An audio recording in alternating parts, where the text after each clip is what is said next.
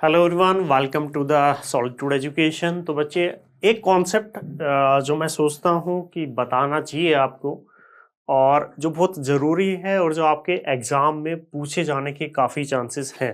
ठीक है, ये स्टील का एक क्वेश्चन है, कनेक्शन का, असेंट्रिक बोल्टेड कनेक्शन का। और ये क्वेश्चन बच्चे मैंने आपके जो मॉक 1 था उसमें भी आपको दिया था। ठीक है, लेकिन ये क्वेश्चन एक भी बच्चे का, आई थिंक एक बच्चे ने इसको ठीक किया था, बाकी मोस्टली बच्चों का गलत था।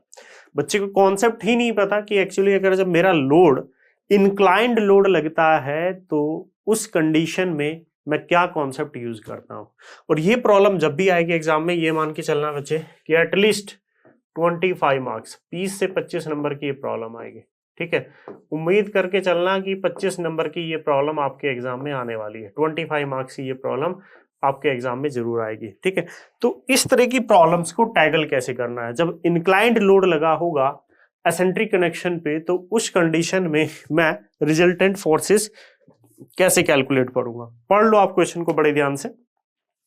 Find the maximum sharing force caused by an inclined force F equal to 50 kilonewton in a rivet of connection shown in figure। ये कनेक्शन दिया हुआ है, the dimension are given in mm, they are 4 rivet of 25 mm diameter each। ठीक है, Revit दी हुई है बच्चे। ठीक है, रेविट दी है 25 mm डायमीटर की, और 4 रिविट दी है, ये 1 2 3 4।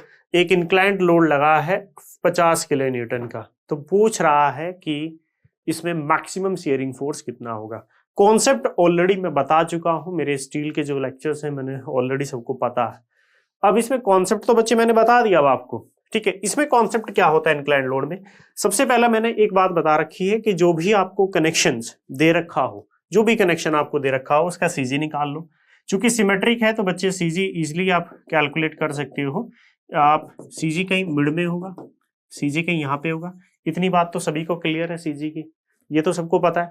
क्योंकि सिमेट्रिक है 4 यहाँ पे, ये बिल्कुल सेंटर में लाई करेगा सीजी। ठीक है, अब कुछ बच्चे क्या करते हैं कि इस लोड के 2 कंपोनेंट ब्रेक करते हैं। एक हॉरिजॉन्टल कंपोनेंट ले लेते हैं, एक यहाँ पे एक हॉरिजॉन्टल कंपोनेंट ले लेते हैं। हॉरिजॉन्टल कंपोनेंट कितना होगा बच्चे, दैट इज 50 cos 60। ठीक है, ये हॉरिजॉन्टल कंपोनेंट हो गया। और एक इसी का वर्टिकल कंपोनेंट ले लेते हैं, ये बच्चे इसका वर्टिकल कंपोनेंट हो गया। वर्टिकल कंपोनेंट कितना ले लेते हैं, दैट इज ऑफ 50 sin 60। ये वर्टिकल कंपोनेंट लेते हैं और फिर उसको बाइफर्केशन करना है। ऐसा बिल्कुल भी नहीं करना है, ऐसा आपको बिल्कुल भी नहीं करना है। सुनो ध्यान से, मैंने बताया था कि हम जो लगाते हैं, जो फोर्स निकालते हैं, रिजल्टेंट फोर्स निकालते हैं, जो मैक्सिमम फोर्स निकालते हैं हम, वो क्रिटिकल बोल्ट के लिए निकालते हैं। ये ऑलरेडी मैं बता चुका हूं, जो मैंने लेक्चर्स आपको पढ़ा है। अब क्वेश्चन ये आता है क्रिटिकल बोल्ट कौन होता है। तो क्रिटिकल बोल्ट की भी डेफिनेशन मैंने बताई थी। क्रिटिकल बोल्ट या क्रिटिकल रिवेट वो होगी जिसके लिए जो मेरी रेडियल डिस्टेंस है, जिस रिवेट के लिए सेंटर से रेडियल डिस्टेंस मैक्सिमम होती है, यानी कि आर की वैल्यू बच्चे मैक्सिमम होती है और थीटा की वैल्यू मिनिमम होती है। आर की वैल्यू बच्चे मैक्सिमम हो और थीटा की वैल्यू मिनिमम हो। थीटा क्या होता है, थीटा होता है F1 और F2 के बीच का एंगल। क्लियर है, F1 F2 क्या होते हैं वो भी मैं डिस्कस कर चुका हूं, फिर भी मैं इस क्वेश्चन के थ्रू आपको समझाने की कोशिश करूंगा। अगर बच्चे मैं इन चारों रिवेट का मैं नाम देता हूं, ये मेरे बच्चे rivet number 1, this is rivet number 2, this is rivet number 3, this is rivet number 4। ये बच्चे मेरी 4 रिवेट है। ठीक है, अगर मैं चारों रिवेट के लिए बात करूं तो मेरी रेडियल डिस्टेंस सबके लिए सेम है। मेरी रेडियल डिस्टेंस इसके लिए भी बच्चे इतनी ही है, रिवेट 1 के लिए, इसके लिए भी सेम है, इसके लिए भी सेम है, इसके लिए भी मेरी रेडियल डिस्टेंस सेम है। क्यों है रेडियल डिस्टेंस सेम, क्योंकि ये सिमेट्रिक है। ये जो बोल्ट की प्लेसिंग है वो सिमेट्रिक की गई है। आर तो मेरा सबके लिए सेम है, लेकिन मुझे थीटा पहचानना है। थीटा मिनिमम किसके लिए, थीटा मिनिमम के लिए। अब मुझे देखो, जब भी इंक्लाइंड का कॉन्सेप्ट आ जाए, जब भी इंक्लाइंड फोर्स आए, तो उस कंडीशन में मैंने बताया था कि जो F1 की डायरेक्शन होती है, वो जो लोड की जो डायरेक्शन होगी, लोड जिस भी डायरेक्शन में, लोड वर्टिकली लगा है तो F1 की भी डायरेक्शन हर एक बोल्ट या रिवेट के लिए वर्टिकल ही होगी। अगर मेरा लोड हॉरिजॉन्टल लगा है तो मेरा F1 भी हर एक बोल्ट या रिवेट पे हॉरिजॉन्टली ही लगेगा। चूंकि मेरा लोड जो है बच्चे इंक्लाइंड लगा है, और इंक्लाइंड कितना है, 60 डिग्री है हॉरिजॉन्टल से, तो जो मेरे F1 की डायरेक्शन होगी, जो बच्चे मेरा F1 होगा, ऑलरेडी F1 भी मेरा 60 डिग्री इंक्लाइंड ही होगा हर एक वोल्ट के लिए। इस बोल्ट के लिए। Now this is the direction of F1। F1 की डायरेक्शन क्या होगी हर एक के लिए? जो मेरे जो रिजल्टेंट लोड है, कितना लगा है रिजल्टेंट लोड मेरा? 50 किलो न्यूटन का। देखो ये मैं इसको मिटा देता हूं बच्चे, जस्ट ए मिनट, इरेजर मैं इसको मिटा देता हूं। हाँ ये देख, सुनिए इधर, पेन मैंने सिलेक्ट कर लिया, ठीक है।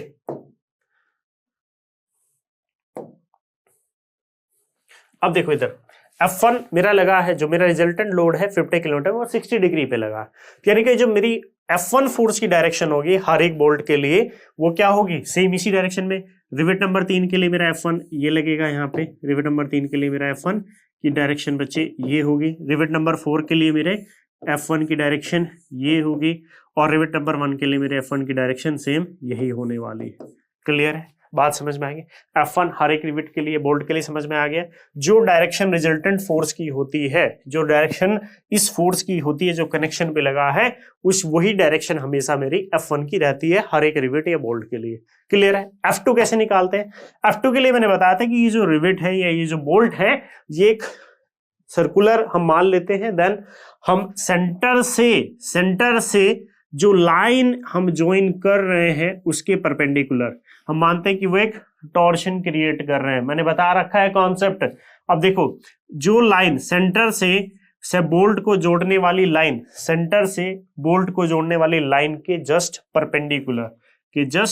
परपेंडिकुलर मैंने बच्चे कर दिया। अब एक बात बताओ, इसके जस्ट परपेंडिकुलर मैंने ले लिया कि इसके जस्ट परपेंडिकुलर मेरा ये आ रहा है, इसके जस्ट परपेंडिकुलर मेरा F2 ये आ रहा है। इस लाइन, अब बोल्ट नंबर 3 के लिए ये बोल्ट, ये मेरा सेंटर, ये मेरा बोल्ट, सेंटर में बोल्ट के जोड़ने वाली लाइन के जस्ट परपेंडिकुलर ये मेरा F2, सेंटर और बोल्ट को जोड़ने वाली लाइन के जस्ट परपेंडिकुलर ये मेरा F3, या मैं इसको बोल लो, चलो F3 ऐसे ही ले लो, सेंटर और बोल्ट को जोड़ने वाला लाइन के जस्ट परपेंडिकुलर ये मेरा F4। ठीक है, इसको चेंज कर लेना 1 2 3 के हिसाब से। ठीक है, F4 नहीं होगा, ये 2 ही होगा सबके लिए ना। ये तो फोर्स नंबर 2 है, दिस इज फोर्स नंबर 2, और ये भी मेरा फोर्स नंबर 2 है। क्लियर है? बात समझ में आ गई? अब बच्चों को कुछ को कंफ्यूजन नहीं हो रहा कि सर आपने यहाँ पे ऐसे, भाई ये सेंटर है, मैं मान के चल रहा हूँ ये एक टॉर्शन बना रहा है, सर्कुलर पोर्शन, इस पर टॉर्क लग रहा है, इसकी वजह से क्या आ रहा है, इस पे टॉर्क आ रहा है। ठीक है, तो टॉर्क, ये सेंटर, ये लाइन, तो कोट कैसे घूमेगा, कैसे लगाएगा फोर्स? इस डायरेक्शन में। इस सेंटर, इस बोल्ट को ज्वाइन करो, कैसे घूमेगा ये? इस डायरेक्शन में। इसको ज्वाइन करो, कैसे घूमेगा? इस डायरेक्शन में। ये बात समझ में आ गई? अब सबके लिए आर तो सेम है, थीटा किसके लिए मिनिमम है? देखो थीटा होता है F1 F2 के बीच का। थीटा इस कंडीशन में बच्चे ये है, थीटा इस कंडीशन में ये है, थीटा इस कंडीशन में ये है, और थीटा इस कंडीशन में ये है। तो आपको किसके लिए सबसे मिनिमम लग रहा है? थीटा सबसे लिए मिनिमम लग रहा है इस वाले रिवेट के लिए, जिसको हमने नाम दिया था रिवेट नंबर 2। क्यों? मैंने बोला था कि मोस्ट क्रिटिकल बोल्ट या रिवेट वही होगी जिसके लिए आर मैक्सिमम होता है और थीटा मिनिमम होता है, वही मेरी मोस्ट क्रिटिकली स्ट्रेस रिवेट या बोल्ट होता है। तो रिवेट नंबर 2 के लिए मेरा बोल्ट क्या है? मोस्ट क्रिटिकली स्ट्रेस है। ऐसा क्यों है? क्योंकि इसके लिए रेडियल डिस्टेंस तो सबके लिए सेम थी, तो थीटा मिनिमम किसके लिए है? रिवेट नंबर 2 के लिए। मुझे जो एनालिसिस करनी है वो इसी रिवेट पे करनी है, रिवेट नंबर 2 पे करनी है। बात समझ में आ गई? अरे बात समझ में आ गई? क्यों हम रिवेट नंबर 2 पे एनालिसिस कर रहे हैं? मैं इसको मिटा सकता हूँ, चलो छोड़ो, मिटाते नहीं है। अब F1 F2 की बात करेंगे, F1 की कैलकुलेशन करेंगे। अब कुछ बच्चे बोलेंगे सर ये एंगल कैसे निकालोगे? सुनो, इधर एंगल निकालने का भी तरीका है। क्या तरीका है? अब सुनो, F1 जो है वो हॉरिजॉन्टल से, F1 जो है बच्चे, ये अगर मैं इस F1 को ऐसे लाइन बढ़ा दूं तो ये कितना एंगल बना रहा था? 60 डिग्री। ठीक है, ये कितना एंगल बना रहा था? 60 डिग्री। अब बच्चे मेरे को एक बात बताओ, ये 60 है, ये F1 की डायरेक्शन है, तो ये कितना बचा? यहाँ से यहाँ तक 120। क्लियर हुआ? ये कितना है? 90। तो बच्चे ये एंगल कितना बचा? नाउ दिस इज 30 डिग्री, ये नाउ दिस इज 30 डिग्री। ठीक है, ये कितना हो गया? 30 डिग्री। अब F2 कैसे बताओगे भाई? F2 क्या है? परपेंडिकुलर है इस लाइन के, यानी कि ये एंगल कितना है? ये एंगल कितना है? 90। ये एंगल कितना है? 90 बच्चे, क्योंकि ये इस लाइन के F2 जो होता है इसके परपेंडिकुलर होता है। थोड़ा सा मैं इसको मिटा देता हूँ, 1 मिनट रुके, इरेजर से ले लेते हैं हम लोग। ये मिटा दूं ना मैं, ये सारी चीजें जो हमने कर रखी हैं आपको थोड़ा अच्छे से समझ में आ जाएगा फिगर में। ये क्रिटिकल स्ट्रेस बोल्ट का तो फंडा आपको समझ में आ गया होगा कि क्रिटिकल स्ट्रेस बोल्ट कौन सा लेते हैं। ठीक है, अब सुनो इधर ध्यान से बच्चों, सभी लोग, पेन ले लिया मैंने, और ये मेरा यहाँ पे कहीं सेंटर लाइन हो गई। No this is our centre line. ये बच्चे मेरा सेंटर लाइन हो गया। ठीक है, सेंटर लाइन से मैंने इस लाइन को ज्वाइन कर दिया, सेंटर लाइन से इसको मैंने ज्वाइन कर दिया, और इस लाइन को ज्वाइन करके इसके जो जस्ट परपेंडिकुलर होगा, इसके जो जस्ट परपेंडिकुलर होगा वो किसकी डायरेक्शन होती है मेरी, that is of F2। F2 क्या है, यानी कि ये लाइन और ये लाइन बच्चे क्या है, परपेंडिकुलर। ये लाइन और ये लाइन क्या है मेरी, परपेंडिकुलर है। क्लियर है, बात समझ में आ गई। F1 क्या होता है, F1 जो इस फोर्स की डायरेक्शन है, जो बच्चे इस फोर्स की डायरेक्शन है, इस फोर्स की डायरेक्शन मैंने ले ली कि भाई ये हॉरिजॉन्टल से 60 डिग्री है, यहाँ से 30 डिग्री है, तो मैंने मान लिया कि ये मेरा कुछ इस तरह का आ रहा होगा, that is of F1, that is of F1। ये F1 मैंने आगे बढ़ाया, ये मैंने आगे बढ़ा लिया।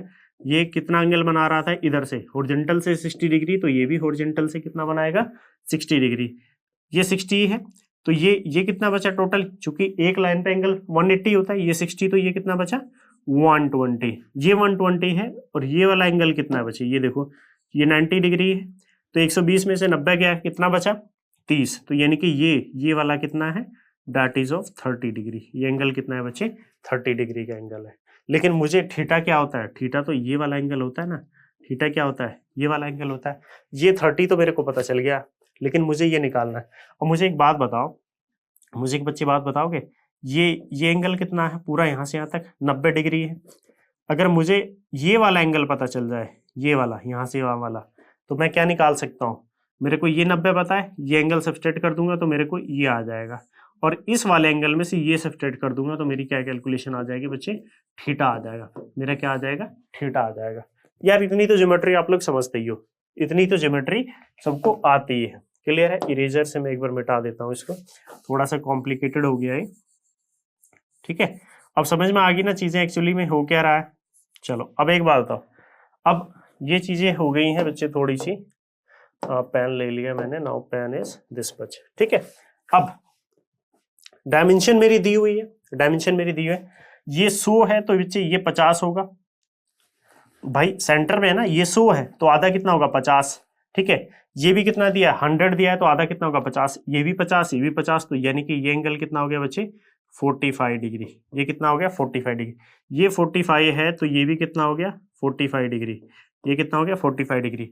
ये 45 है तो ये F2, ये भी कितना, चूंकि टोटल तो 90 है ना, तो 45 और 45, ये भी एंगल मेरा कितना हो गया, 45। ये यहाँ से लेके यहाँ तक कितना है, 45, और यहाँ से लेके यहाँ तक ये कितना है, 30। तो ये कितना बचा थीटा, 45 माइनस 30, यानी कि थीटा की वैल्यू जो बच्चे मेरा थीटा आएगा, theta is coming out to be of 15 degree. Theta की वैल्यू कितनी आएगी, that is of 15 degree. Theta की वैल्यू कितनी आ गई, यहाँ से 15 डिग्री आ गई। थीटा की वैल्यू कितनी आ गई, 15 डिग्री आ गई। बात क्लियर है, थीटा कितना आ गया मेरा, 15 डिग्री। थीटा मेरा आ गया। अब सुनो इधर, मुझे निकालना है F1।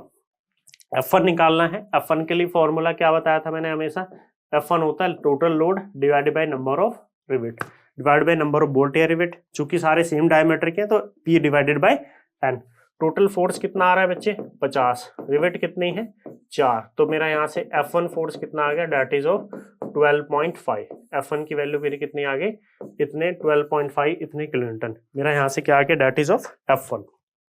मेरे यहाँ से कितना आ गया, F1 आ गया। F1 मेरा कितना आ गया, 12.5।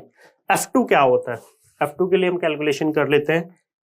ठीक है, F2 के लिए कैलकुलेशन कर लेते हैं। Now F2 is equal to क्या फॉर्मूला बताया था, moment M upon summation RI का होल स्क्वायर इंटू RI, यही बताया था मैंने। अरे बताया था कि नहीं, यही बताया था ना फॉर्मूला। अब देखो मोमेंट कैसे निकालूंगा। मोमेंट मुझे बच्चे इस कंडीशन में, अब चूंकि इंक्लाइन लो मोमेंट किसके अबाउट होता है, ये जो लोड लगा है इसका CG के अबाउट। तो मैंने दो कंपोनेंट में ब्रेक कर लिया इसको। एक तो ये वाला कंपोनेंट ले लिया, ये कौन सा हो गया, दैट इज ऑफ 50 cos 60, और ये वर्टिकल कंपोनेंट ले लिया, that is of 50 sin 60। Vertical component तो यहाँ पे लगेगा ना, यहाँ पे।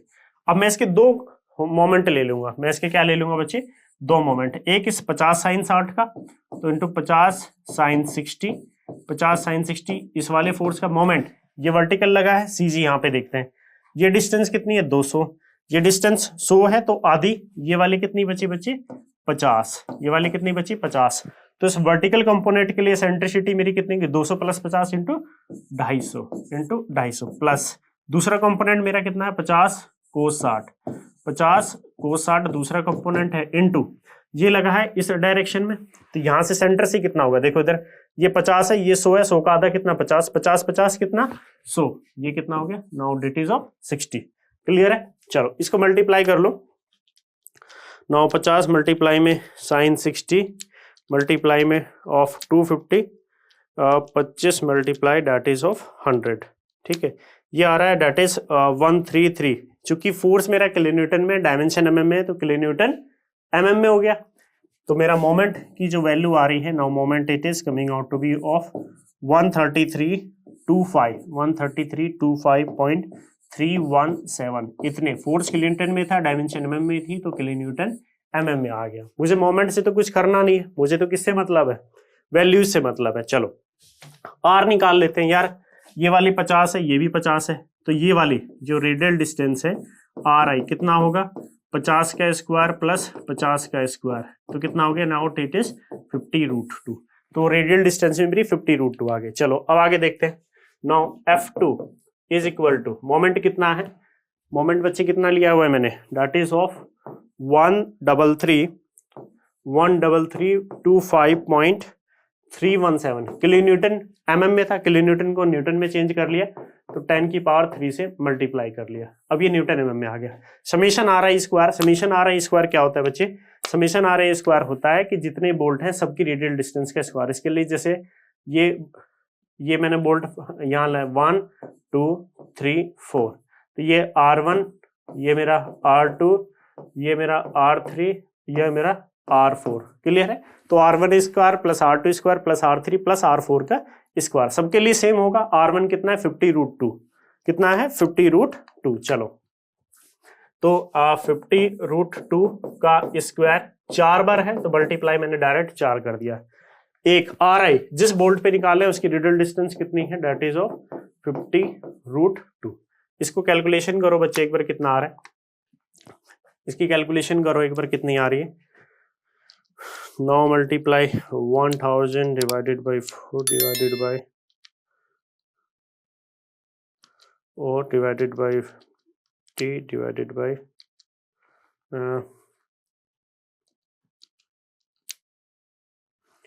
यस, ये आ रही है 47। मेरा फोर्स जो आ रहा है यहाँ say that is of Newton में, क्या डायरेक्ट किलो न्यूटन में, न्यूटन में ले तो 47,112.112 इतने न्यूटन, लेकिन फोर्स किस में लेते हैं हम जनरली किलो न्यूटन में, तो F2 कितना आ गया मेरा यहाँ से 47.112 इतने किलो न्यूटन, इतने बच्चे किलो न्यूटन। तो मेरा F1 भी आ गया, मेरा F2 भी आ गया, F1 आ गया, F1 कितना निकाला था हमने 12.5, ठीक है, और थीटा कितना निकाला था 15 डिग्री। ठीक है, अब मेरे को एक बात पता है यार, मेरे को बात क्या पता है कि मान लो कि ये बोल्ट है मेरा, ठीक है, ये बोल्ट लगा है, इस बोल्ट पे ये मेरा F1 हो गया, ठीक है, ये मेरा F2 हो गया, इन दोनों के बीच का जो एंगल है दैट इज ऑफ थीटा, ये मेरा थीटा, और थीटा की जो वैल्यू है वो 15 डिग्री, इन दोनों का रिजल्टेंट क्या है, now this is the resultant FR। तो रिजल्टेंट कितना होता है FR, दैट इज ऑफ कितना होता है, that is of F1 square plus F2 square plus 2F1 F2 cos theta, 2F1 F2 cos theta, यही होता है। क्लियर है सभी को बात?